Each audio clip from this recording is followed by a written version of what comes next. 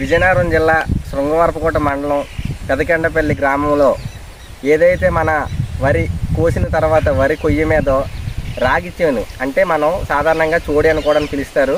దీన్ని వరి కొయ్య మీద జల్లి సాగు చేస్తున్నటువంటి మన రైతు తానవరపు బంగారనాయుడు గారి వద్ద వారి యొక్క అనుభవాలు తెలుసుకొని ఏ విధంగా సాగు చేస్తున్నారు ఏంటనేది తెలుసుకోవడానికి వచ్చాం. సార్ నమస్కారం. సార్ ఇప్పుడు ఇది మీరు ఏ విధంగా వేశారు సార్ ఈ విత్తనాన్ని? వరి కోత కోసాక వరి కొయ్య మీద జల్లాం. ఇది వీటిని వరి కొయ్య మీద మీరు వేయడం జరిగింది. ఎకరాకి ఎన్ని కేజీలు విత్తనం? 2 కేజీలు. 2 కేజీల విత్తనం వరి కొయ్య మీద జల్లారు. ఆ జల్లే విధానం అంటే ఏ విధంగా? జల్లే విధానం అంటే అది నానబెట్టి అది 24 గంటలు నానబెట్టి తీయాలి.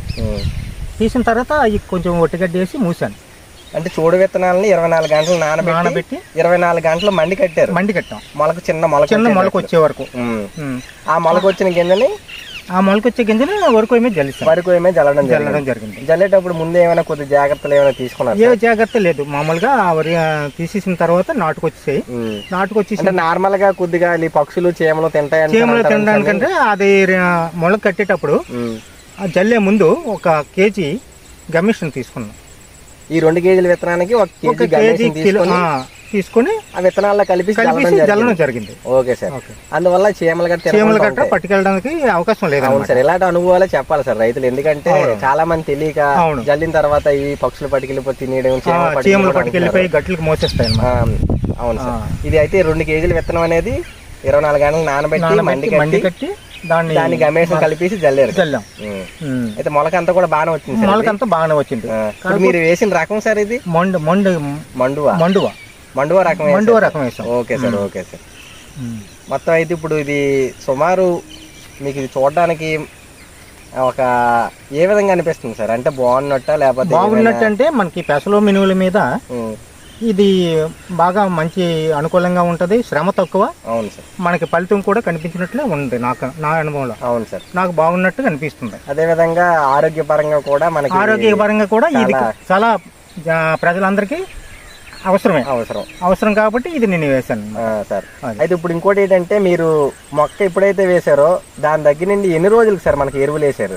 ఎరువులు 25 రోజుల తర్వాత మొలక వచ్చింది. అవును సార్. వచ్చేసిన తర్వాత 20 కేజీలు యూరియా, 20 కేజీలు యూరియా, 10 కేజీలు డిఏపి, తర్వాత ఈ పొటాషియం ఒక 5 కేజీలు వేసాను. 5 కేజీలు పొటాష్ వేసాను. అయితే ఇవన్నీ వేసిన తర్వాత ఇంక మళ్ళీ చివరి దశలో వరకు మళ్ళీ ఒకసారి యూరియా వేసాను. చివరి దశలో యూరియా వేసాను. అంటే అప్పటికి ఇవన్నీ వచ్చింది అనమాట. ఇలా గింజ కట్టలేదు. ఈ మధ్యలో ఏమైనా తెగుళ్ళు గానీ ఏమైనా ఒకసారి తెగులు వస్తుంది. రైతు అది అప్పుడు సాధారణంగా వీటికి అగ్గి తెగులే వచ్చింది. అగ్గి తెగులు వస్తే అక్కడక్కడ ఎర్రగా అయిపోయింది, చచ్చిపోవడం జరిగిపోతుంది. అప్పుడు రైతు భరోసా కేంద్రానికి వెళ్ళాను. అవును సార్. వెళ్ళి అతని చేత మనం ఇలాగ అయిపోతుందండి అని చెప్తే ఆయన మందులు రాసిన రికమెండేషన్ కంట్రోల్ అయింది కదా సార్. అది ఫుల్ గా కంట్రోల్ అయిపోయిన తర్వాత మీరు పొలం చూస్తుంటే దగ్గర దిగుబడి కూడా బాగానే వచ్చేటట్టు ఉంది సార్. ఏమో ఇంకా నేను కొత్తగా వేసాను. అవును సార్. ఇది మొట్టమొదటిసారి సార్ వరి కొయ్య మీద చల్లడం అంటే నాకు తెలిసి అయితే ఇప్పటి వరకు చూడలేదు ఎవరు. వరి కొయ్య మీద చల్లడం మీ ద్వారా కూడా కొంతమంది రైతులకి ఇది అనుభవం కలుగుతుంది. మరి నాకంటే మరి ఇది సక్సెస్ అయినట్లే నాకు అనిపిస్తుంది. అలాగే ప్రతి రైతు కూడా వేసుకుంటే పెసలు మినువుల మీద వేసుకుంటే ఇది బాగా వర్కౌట్ అవుతుంది. కూడా పెద్దవి రావడం జరిగింది సార్. చాలా ఇది ఒక్కో దానికి ఫ్రెండ్స్ ఒక 8, 9 ఇలా వచ్చింది అనమాట. అవును సార్.